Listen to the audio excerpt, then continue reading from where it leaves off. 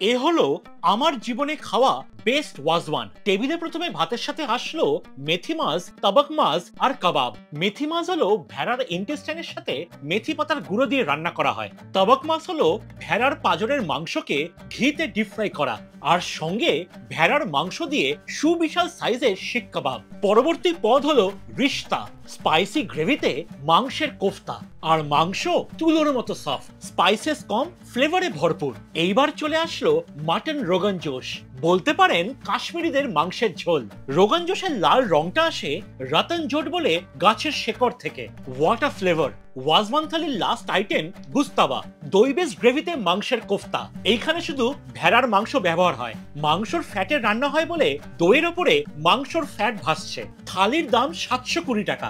লাল চকের গলির ভেতরে হিডেন জেম করিমা রেস্টুরেন্ট। টুরিস্টরা জানে না, লোকালসদের প্রিয়। আশা করি ভালো লাগলো। Follow for more.